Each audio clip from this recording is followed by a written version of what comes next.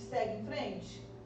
Então, Jonas 3, versículo 10, que é o último versículozinho, tá? Diz assim: Deus viu o que fizeram, como se converteram do seu mau caminho. E Deus mudou de ideia quanto ao mal que tinha dito que lhes faria e não o fez. Então, assim acaba o capítulo 3. Olha só, poderia agora vir assim, e todos viveram felizes para sempre. Porque esse era o sonho de Deus. O desejo do coração de Deus era esse. E a cidade se prostra ao Senhor, Deus olha, vê isso e muda de ideia. Não vou mais destruir a cidade, não.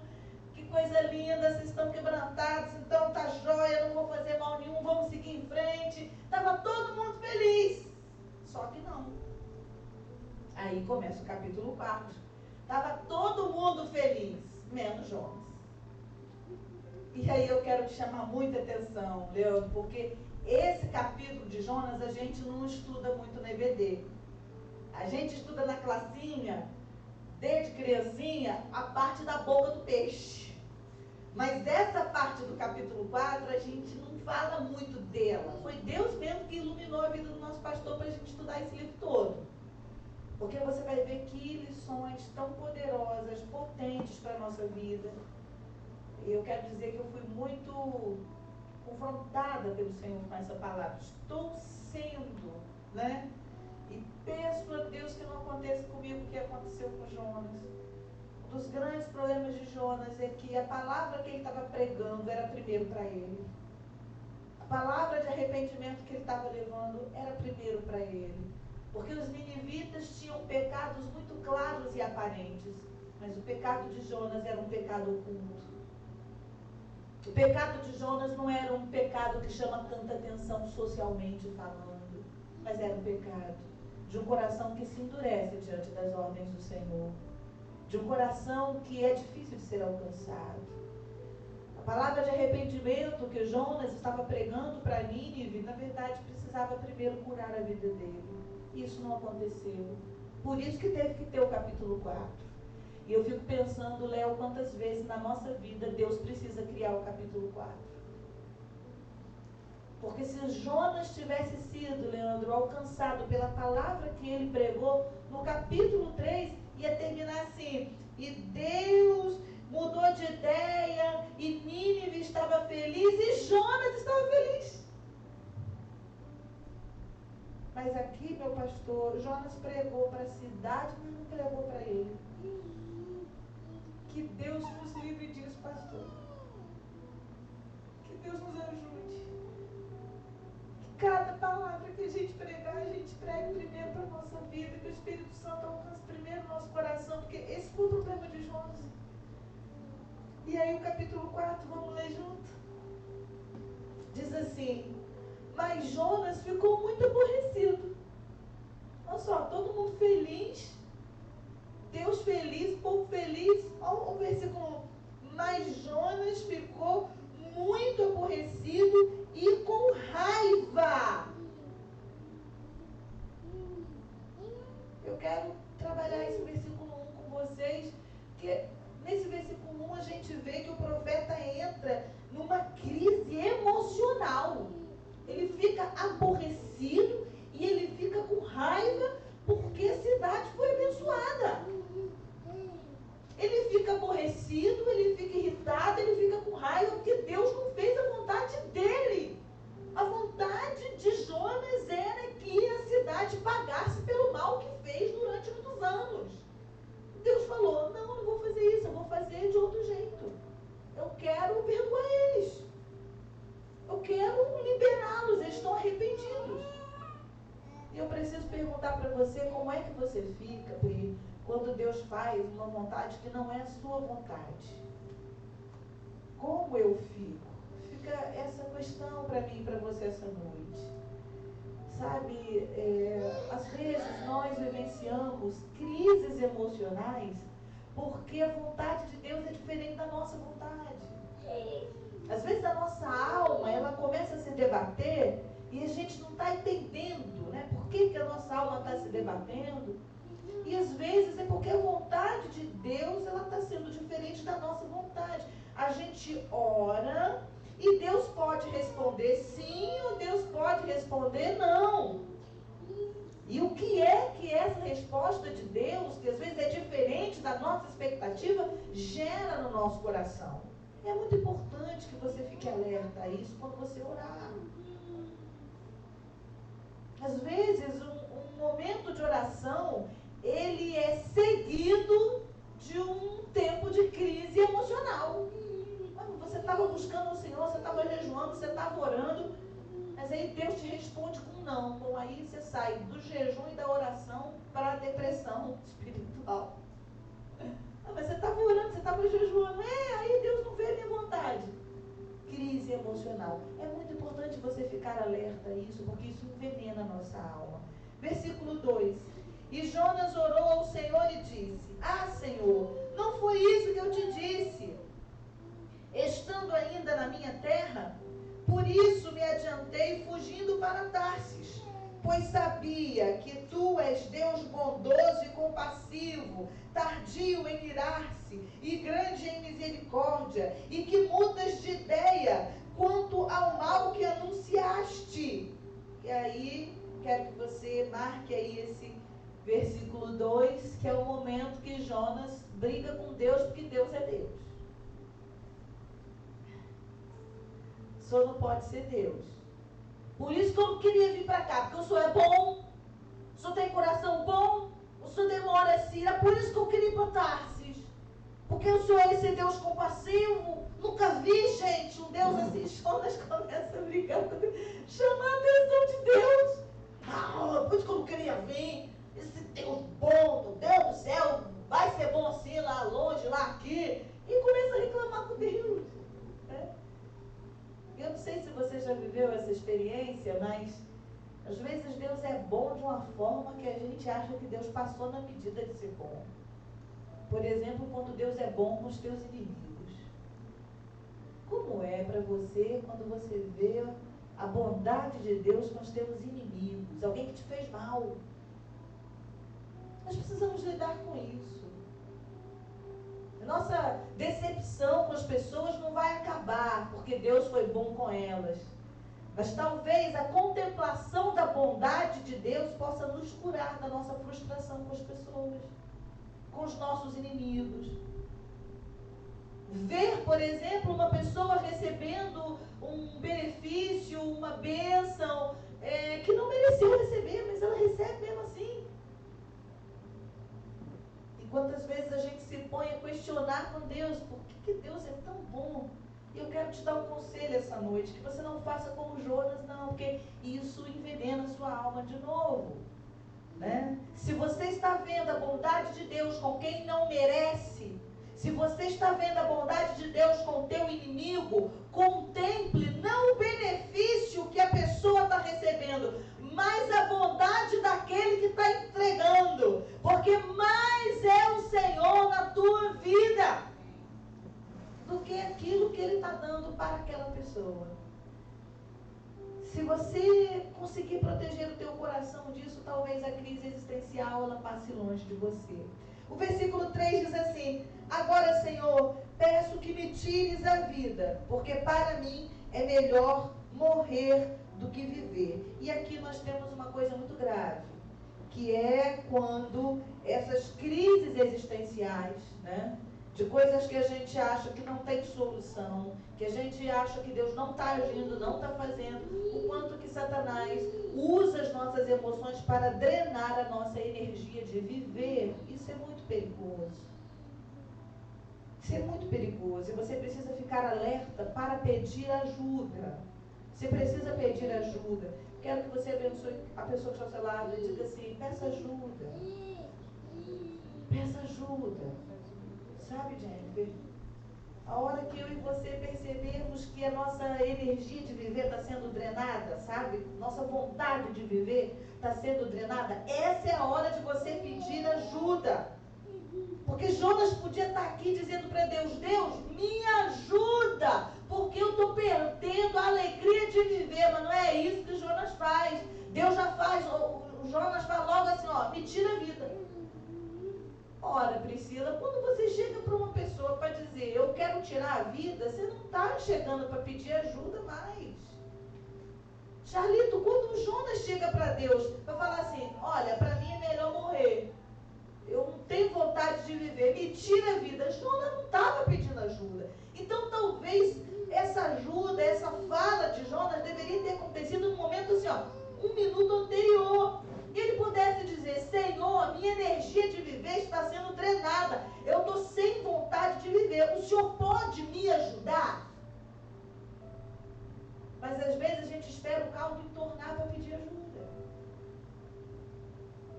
Brunão, eu preciso que você fique alerta nisso. Júlia, você precisa ficar alerta nisso, minha maravilhosa.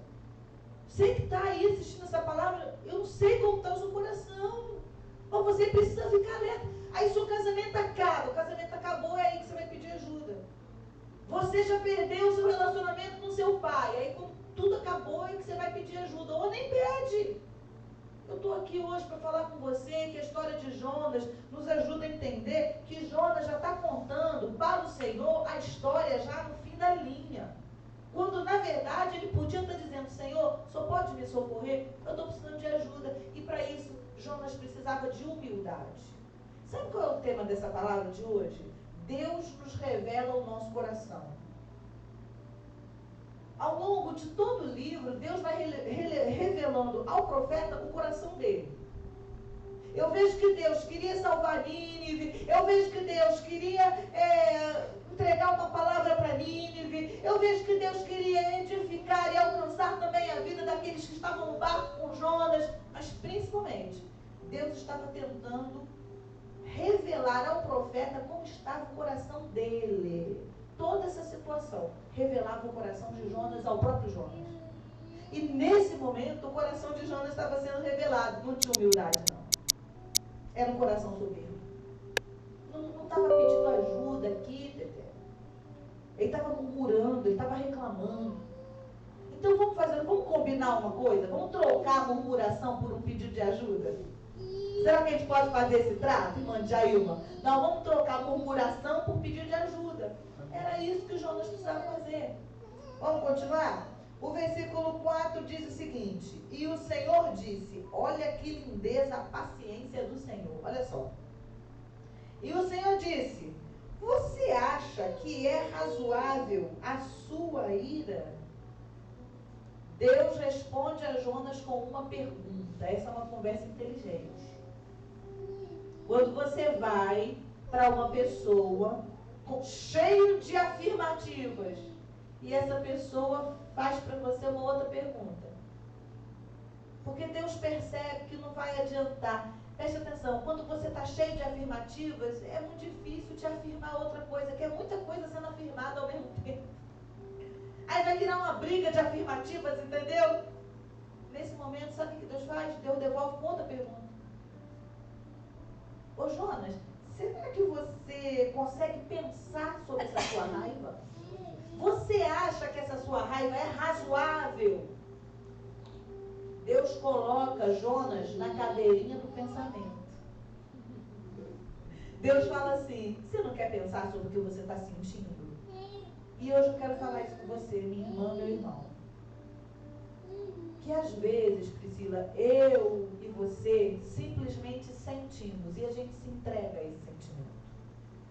Mas Deus estava tentando educar Jonas, revelando a Jonas o coração dele.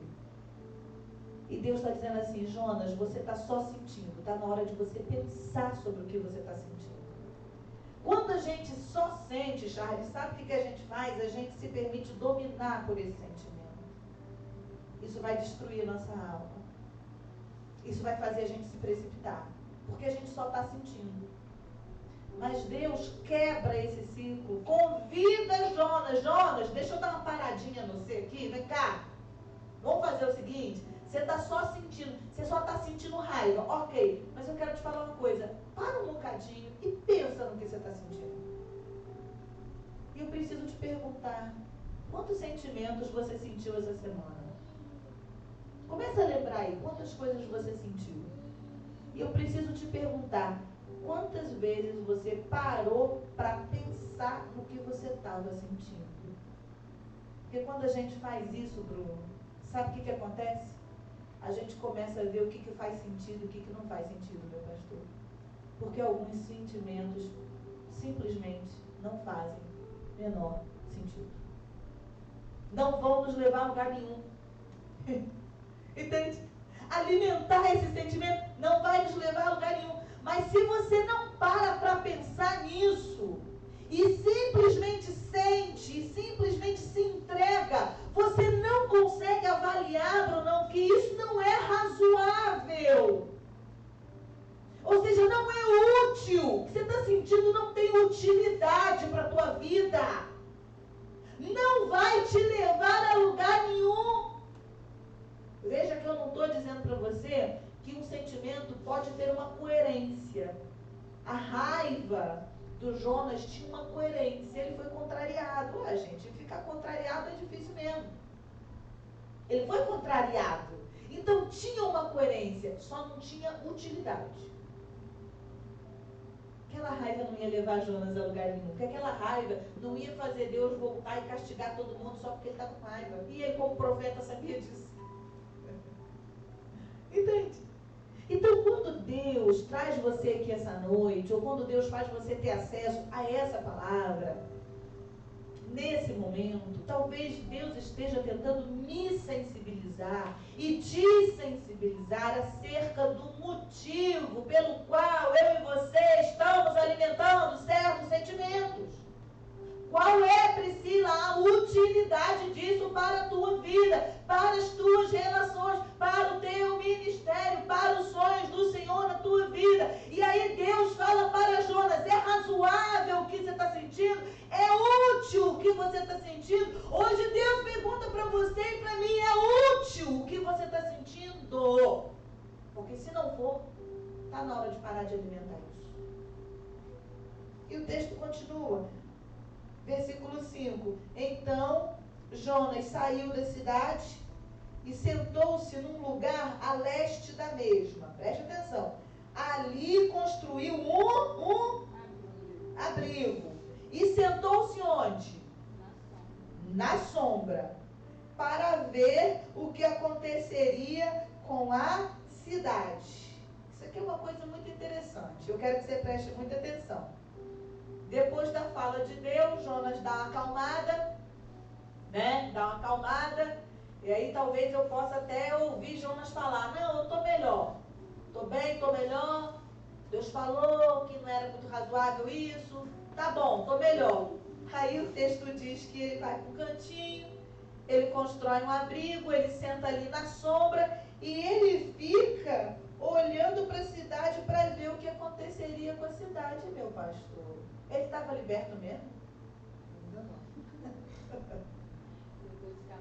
Jesus! Eu estou bem, mas estou torcendo para tudo dar errado. Entendeu? Vou ficar puxando, vai dar errado. Entendeu? Estou liberto, estou bem. Estou bem, mas vou torcer para esse povo pecar tudo de novo, para Deus ver só. Não estava liberto. Às vezes a gente se engana. Porque a gente para de falar de um assunto e diz que já está tratado nesse assunto. Entendeu? Não entendeu não? Jonas parou de reclamar. Jonas parou de murmurar com Deus. Murmuração acabou. Às vezes, Priscila, a gente se engana e para de conversar sobre um assunto e diz: não, esse assunto já acabou, esse assunto já morreu. Mas o teu coração está de camarote. O teu coração ainda está ligado àquela pessoa de uma forma negativa. O teu coração ainda não está livre para viver o novo de Deus. Cara, preste atenção, Leandro, entende isso aqui, Léo. Se Jonas tivesse sido curado no momento que Deus coloca ele na cadeirinha do pensamento, era para ele levantar da cadeirinha do pensamento e seguir com a vida dele. Eu vou entrar para Nínive, vou continuar profetizando, vou fazer amizade, vou construir minha vida lá e vou embora. Não é isso que ele faz. Ele fica parado ali, ó, debaixo da sombra, observando a cidade. Eu preciso te perguntar, Bruno. Jennifer, eu preciso te perguntar. Eu preciso perguntar a minha alma. Será que eu não estou assim em alguma área da minha vida? Eu estou sem falar sobre o assunto. O assunto está ali parado, mas eu estou também paralisada, sentada debaixo da sombra. Eu não estou vivendo vivendo o novo de Deus. Eu não estou buscando qual é a novidade do Senhor para esse tempo na minha vida. E não é isso que Deus espera de mim e de você. Mas foi isso que Jonas fez. Vamos continuar. Versículo 6. Então vocês entenderam que o Jonas construiu um abrigozinho? E que ele sentou aonde? Sentou aonde mesmo? Na sombra. Guarda isso. Ele sentou aonde? Na sombra. Guarda isso. Aí o versículo 6 diz assim, ó. Então o Senhor Deus fez crescer uma planta por cima de Jonas para que fizesse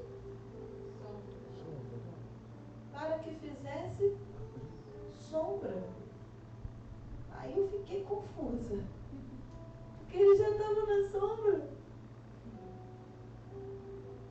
Entendi não, Júlia. O que aconteceu aí, Júlia? Jonas já não estava na sombra? Mas só que Deus fez nascer uma planta para que fizesse sombra sobre a sua cabeça, a fim de o livrar do seu desconforto. Gente, eu fiquei em crise com isso aqui. Como assim? Ele construiu ele já não estava mais no desconforto, Léo. Ele já tinha construído um abrigozinho, não estava no sol não. Não estava na chuva, não estava no sol. Ele não estava com a cabecinha no sol quente, não. Ele já estava debaixo do abrigo, no conforto. Mas a palavra vai dizer que Deus Deus faz crescer uma planta para que fizesse sombra e então ele saísse do desconforto. E Jonas ficou muito contente por causa da planta. Termina o versículo 6 assim. Irmãos, eu fiquei alegre com a alegria do Jonas. Por causa da planta de Deus, que é um outro milagre. Entende que a gente valoriza o milagre do peixe que cuspiu, mas a gente se esquece que teve um outro milagre aqui da planta que cresceu. Então toma cuidado para você não valorizar um milagrão que já aconteceu e não estar identificando milagres diários que Deus continua fazendo na sua vida. Porque o peixe já tinha cuspido, só que Deus continuava fazendo milagre. E eu quero dizer para você que se você está esperando novamente ver o peixe cuspir, porque é assim que Deus faz milagre, mas os teus olhos não estão vendo que Deus está fazendo planta crescer sobre a tua cabeça, os teus olhos podem estar perdendo o milagre que Deus está fazendo hoje e agora, aqui, meu irmão. Você amanheceu vivo, isso é um milagre de Deus. Você está com saúde, isso é um milagre de Deus. Teus pulmões estão funcionando sozinhos, sem aparelho, isso é um milagre de Deus. Você teve alimento hoje na tua mesa, isso é um milagre de Deus. Você tem uma igreja para congregar, isso é um milagre de Deus, porque nesse exato momento existem irmãos que estão se reunindo em porões, escondidos, porque eles não podem adorar ao Senhor. Poder adorar ao Senhor livremente é um milagre de Deus. E às vezes você não está vendo o peixe cuspir e está triste, porque Deus não está fazendo mais um milagrão. Mas se você juntar um monte de milagrinho que você recebeu num dia só, você vai chegar no final da noite, sabe o que você vai perceber? Que talvez você tenha recebido mais milagres do que se um peixe tivesse cuspido na areia de Nínive. Entende isso? Então eu estou feliz pela alegria do Jonas. Aqui ele fica felizinho. O texto diz, e Jonas ficou muito contente, graças a Deus. Veja um sorriso aqui, produção, veja um sorriso. Será que é o primeiro sorriso do livro de Jonas? Veja um sorriso. Eu fico feliz, mas eu fico em crise. Porque olha só, gente, ele já estava na sombra, ele já estava no conforto, mas ele só foi se alegrar quando veio a planta. Sabe o que isso me diz? Isso me diz que Jonas já estava na sombra, mas não estava desfrutando dela, Charles. Isso é uma coisa importante, Priscila. Às vezes eu e você demoramos a desfrutar uma bênção que já chegou. E a gente fica gerando a expectativa sempre por aquela bênção que ainda não veio. Poxa, Deus teve que construir uma sombra numa sombra que já tinha, pastor.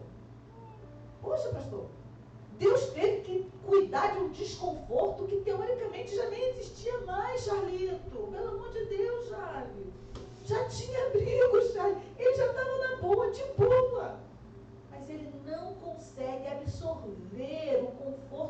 tinha na sombra daquele abrigo. E eu preciso perguntar para você, quantos abrigos Deus já te deu na tua vida e você não soube desfrutar desse abrigo que Deus te deu? Está aí com essa sensação de vulnerabilidade, está aí nessa sensação de insegurança, está aí nessa sensação de risco, mas quantos abrigos Deus já te deu?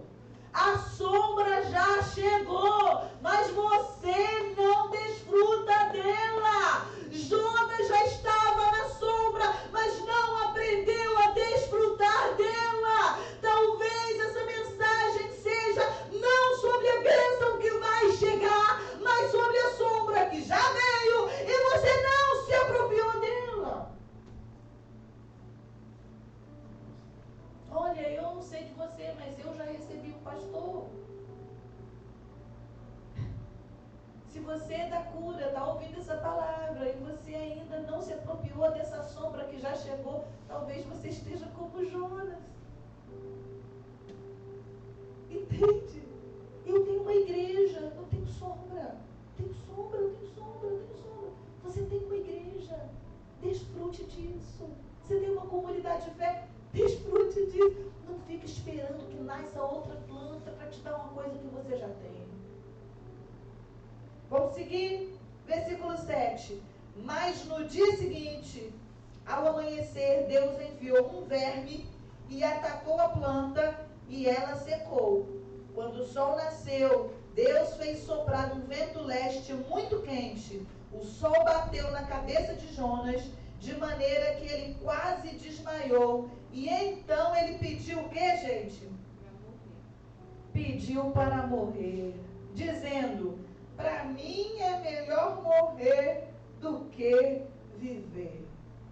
De novo, segunda vez, no mesmo trecho, no mesmo capítulo, poucos versículos, menos de 10 versículos. Está Jonas aqui repetindo a mesma coisa.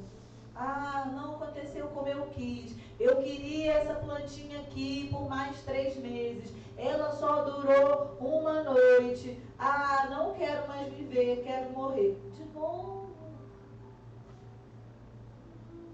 Essa palavra é para mim, irmãos. Deus revelando o meu coração. Será que você pode ver Deus revelar a você o seu coração? De que às vezes nós repetimos padrões que são destrutivos da nossa vida. A gente fica repetindo padrões. A gente fica repetindo uma forma de ser e de funcionar que é altamente destrutiva para a nossa vida, para as nossas relações. Não deu certo lá atrás, a gente continua fazendo e vai continuar acontecendo o quê? Não dando certo. Mas a gente repete. E quem sabe Deus trouxe você aqui hoje, Deus está falando com você essa noite, para revelar a você o seu coração e te dar a chance de interromper esse padrão, meu irmão, em nome de Jesus. Esse padrão de Jonas mantinha Jonas na amargura da existência. Sabe? Um padrão que potencializa a perda, um padrão que potencializa uma vontade que não foi atendida, um padrão de que tudo, quero morrer, não quero mais viver. Deus está te revelando o seu coração essa noite. Quais são os padrões que você tem repetido nos seus relacionamentos? Você quer ver uma coisa? Padrões que você repete no seu relacionamento com Deus. Tem pessoas que usam um padrão na vida espiritual que não é funcional, mas continua repetindo esse padrão. Eu quero profetizar uma noite de rompimentos de padrões, em nome de Jesus. Padrões que são destrutivos para a sua fé. Sabe? Que você começa uma coisa, você para no meio do caminho. Você começa um propósito de oração, você não segue em frente. Você começa uma busca de vir à igreja, você para no meio do caminho. Você começa um propósito de caminhar na direção do coração dos seus pais, dos seus filhos, você para no meio do caminho. Você fica com raiva de Deus quando Deus não te atende. Eu não sei qual é o padrão que tem tocado na sua vida, no teu coração, e que não é funcional, mas nessa noite, Deus está te revelando e está te dizendo, é tempo de interromper esse padrão em nome de Jesus. E o texto continua com o Senhor respondendo, versículo 9. Olha só o que diz aí. Então Deus perguntou a Jonas: você acha que é razoável essa sua raiva por causa da planta? O que Deus está fazendo aí de novo?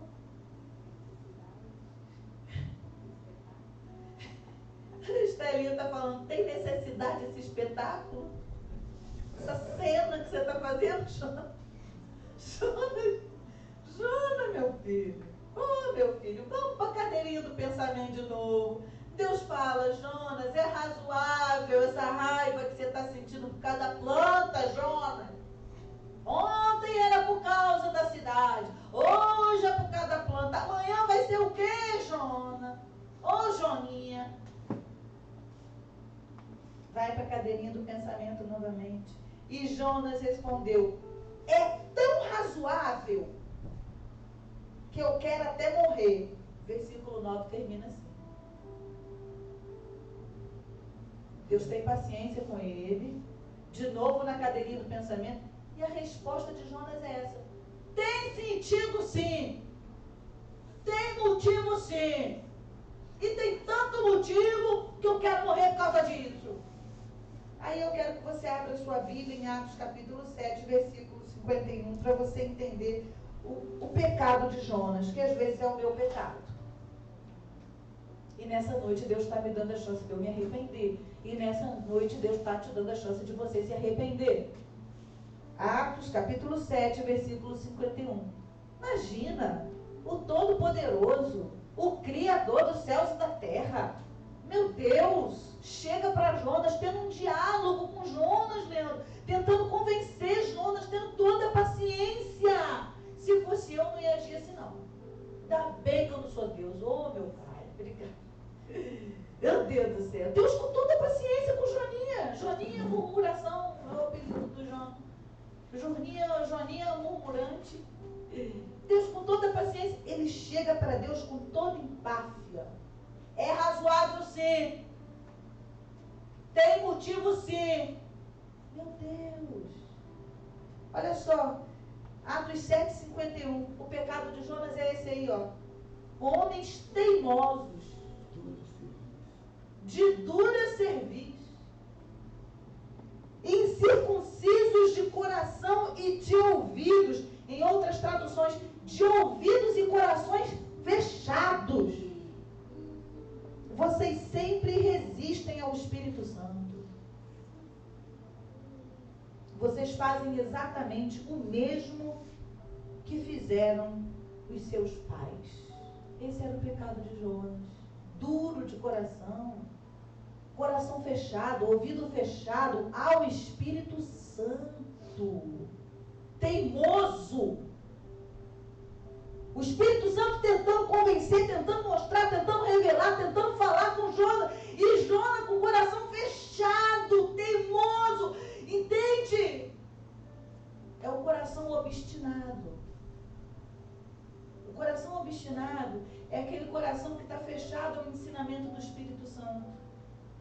Que pecado terrível, porque esse é um pecado que traz danos para a nossa vida espiritual, é um pecado que traz danos para os nossos relacionamentos, é um pecado que traz danos para a nossa vida como um todo. É um coração que não é ensinável, gente. Esse era o pecado de Jonas. Entendeu? É isso que está aparecendo aqui em Atos capítulo 7. Homens com o ouvido fechado, o coração fechado ao Espírito Santo. Não são pessoas ensináveis. Estão ali, ó, há anos, ó, no mesmo erro.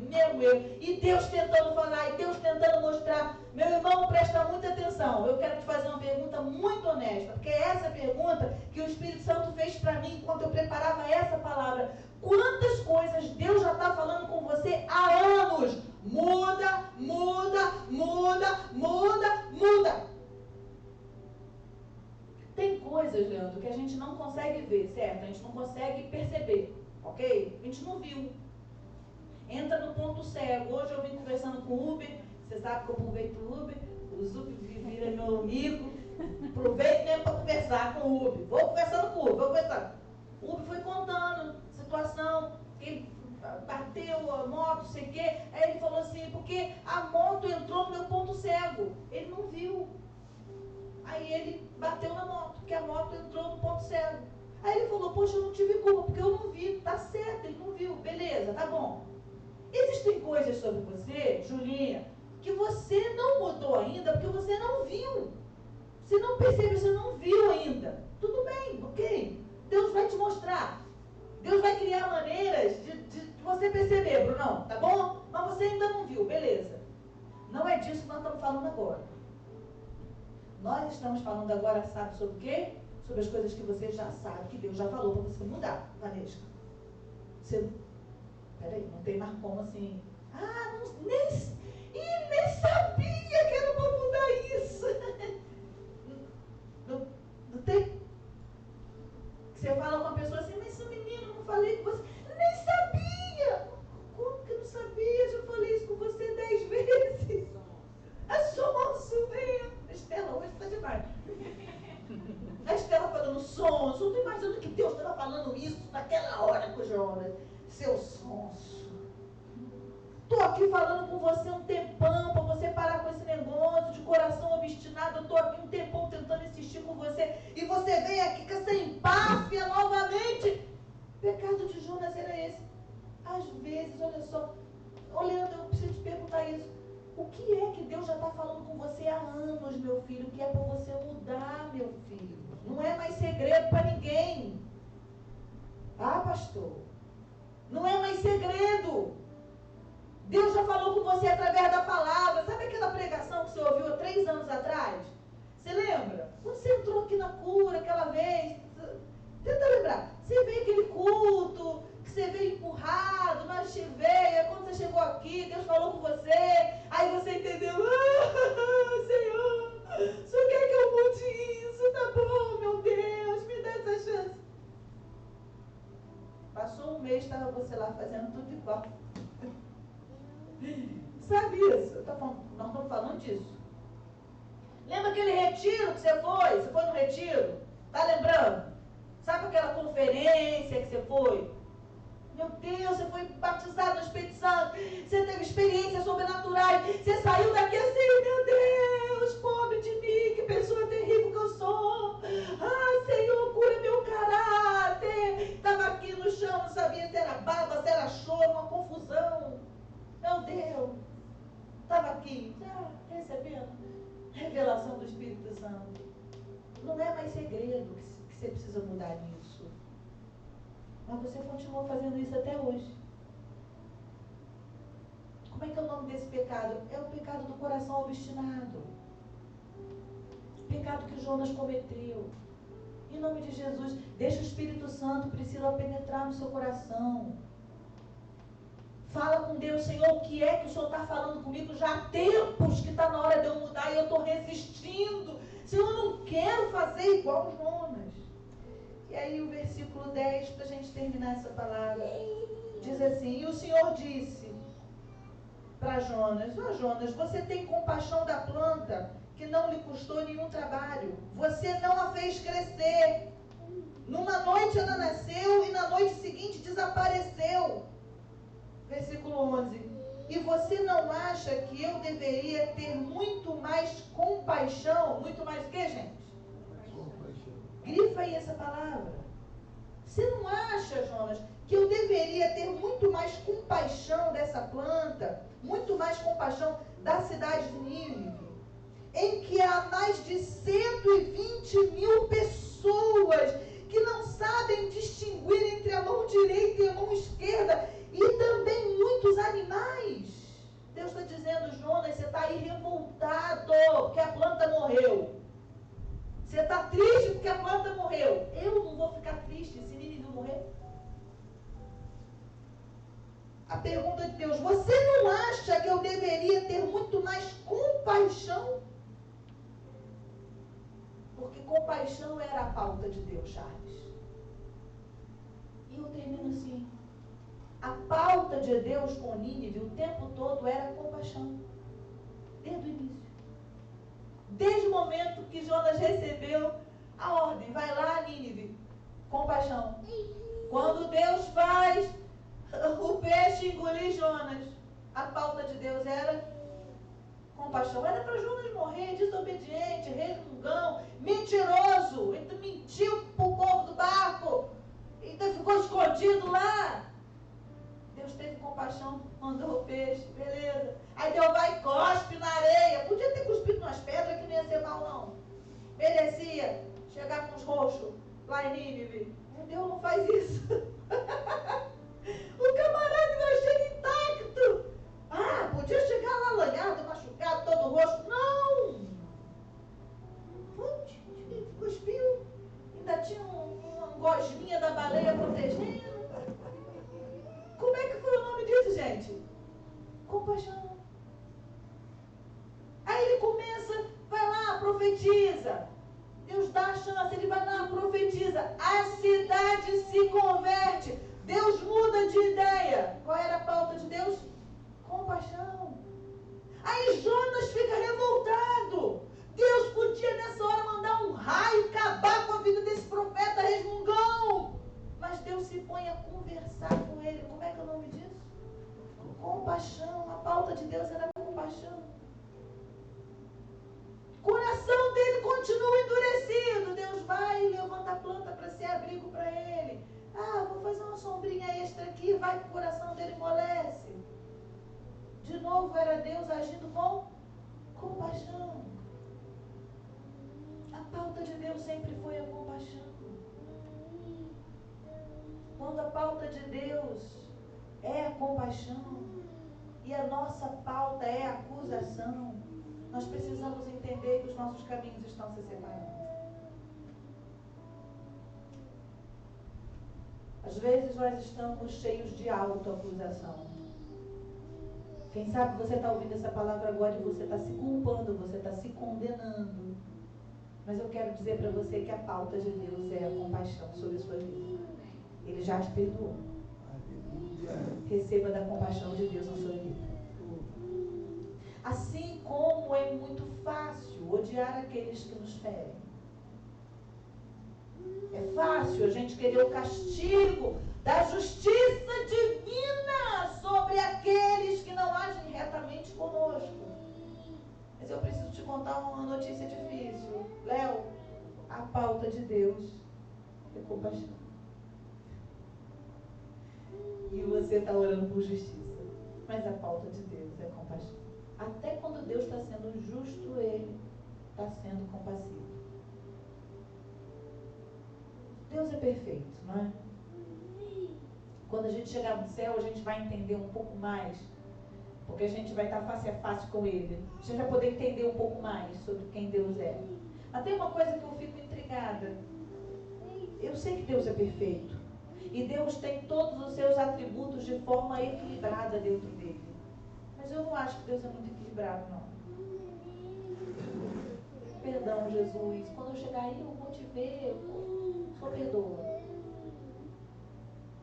Mas a minha história me impede de dizer que Deus é equilíbrio entre justiça e compaixão. A minha história me dificulta dizer isso. Porque a minha história fala muito mais de compaixão do que de justiça. Porque se fosse por justiça, eu acho que eu não estaria mais aqui. Não merecia. Eu acho que Deus deu uma desequilibrada comigo, não sei. E com você? Será que Deus foi mais justo com você? Ou foi mais compassivo com você? Olha a tua vida um cadinho agora. Olha teu jeitinho doce de ser. Olha teus pecados. Deixa eu te perguntar. Você recebeu de Deus mais justiça ou mais compaixão? Foi equilibradozinho? Você achou que foi equilibrado? Vamos fazer igual eu faço na sala de aula. Quem achou que Deus desequilibrou? Levanta a mão para me ver. Ih, Júlia levantou, Estela levantou. Ih, Chay levantou. Bruno levantou. É sobre isso. A compaixão é a pauta de Deus. Ora, se a compaixão é a pauta de Deus, Léo, sabe qual é a melhor coisa que a gente tem a fazer? A coisa mais inteligente? Que a compaixão vire a nossa pauta. A autocompaixão vire a nossa pauta. Que a gente consiga se perdoar. Que a compaixão pelo outro vire a nossa pauta. compaixão não só por aquele que errou com a gente, não, mas compaixão por aquele que precisa e não tem. Compaixão por aquele que carece de algo que você já tem. Jesus, por exemplo. Você já tem Jesus. Quando seu coração se enche de compaixão, você olha para Nínive e você faz o cálculo que Deus fez. São 120.000 pessoas que não sabem discernir da mão direita para a mão esquerda. Tenha compaixão, Jonas. Quando você entra na pauta da compaixão de Deus, gente, sabe o que acontece? Você para você diminui assim, sua preocupação que a planta morreu ou não morreu, que Deus fez a tua vontade ou não fez. Você está ligado ali na pauta, você está ligado nos 120.000, entendeu? 120.000 que não conhecem ao Senhor. 120.000 que estão perdidos, não sabem direita, não sabem esquerda. Isso é mais importante que a planta que morre. Isso é mais importante que eu fui contrariada ou não fui contrariada. Não dá tempo. Igreja preciosa, pelo amor de Deus. Vocês precisam prestar atenção nisso. E eu termino assim. Não dá tempo de viver fora da pauta de Deus. 2024, nós seremos convocados pelo Senhor, através da vida do nosso pastor, a avançar. Aleluia. Não dá tempo mais. A gente fica, mas a planta morreu. Mas não foi feita a minha vontade. A pauta de Deus não é essa, mas não, gente. A planta já morreu, já enterrou, já virou pó. Pelo amor de Deus. A pauta de Deus é a compaixão. Será que nessa noite não é você que está precisando receber da compaixão do Senhor na sua vida? Quero orar por você. Porque você só pode dar aquilo que você já recebeu, Juju. Quanto mais compaixão você receber da parte do Senhor, mais compaixão você vai ter condição de entregar. Então é uma coisa para a gente desconfiar. Se você está tendo dificuldade de oferecer compaixão, pode procurar na sua vida uma área que você está demorando para receber da compaixão de Deus. Pode procurar na sua vida algo que você ainda se sente culpado, Bruno. Como você ainda se sente culpado, como você não se sente ainda perdoado, como você ainda não foi alcançado por esse nível de amor e de compaixão de Jesus Cristo na sua vida, na hora de entregar compaixão para quem precisa, você titubeia, entendeu? Você tem dificuldade. Isso é um sintoma, isso é um sinal de que você está precisando mergulhar numa compaixão que já está disponível para você, meu filho. Já está disponível para mim. Jesus te ama, meu amor. Você tem que mergulhar nessa compaixão, Valesca. E aí quando a gente mergulha nessa compaixão, eu sou amada, eu sou perdoada, eu não mereço, mas Ele escolheu me dar. Oh, meu Deus do céu, eu estou valendo um pouco mais que um tostão furado? Não, eu estou valendo o sangue de Jesus Cristo na cruz do Calvário. Ele escolheu me dar isso. Então eu mergulho, meu pastor, nesse nível de compaixão. E aí, Priscila, eu me torno capaz de oferecer compaixão a quem não merece. Essa era a pauta de Deus. E é assim que a gente termina o estudo do livro de Jonas. Entendendo que, sinceramente, esse livro talvez diga menos de Nínive e mais do coração do profeta. Entende? Na verdade, Jonas é que recebeu a grande oportunidade de ter o seu coração revelado, porque Nínive, Deus ia alcançar de uma maneira ou de outra. Mas o coração de Jonas, entende isso, gente? Então que nessa noite você saia daqui entendendo que Deus quer te revelar o seu coração. Deus quer te revelar o quanto de humildade você está precisando desenvolver aí nesse coração seu. Deus quer revelar a você o quanto que você demora para pedir ajuda. Deus quer revelar a você o quanto que você está com o coração obstinado, está insistindo no que Deus já mandou você mudar e você não muda, menina. Você é menino. Deus está querendo te mostrar o teu coração. Deus está querendo juntar a pauta do céu com o seu coração. E a pauta do céu qual é, minha gente? Qual é a pauta do céu? Compaixão. Compaixão. Que você possa segurar essa palavra. Eu quero orar pela sua vida. Fecha seus olhos, onde você estiver.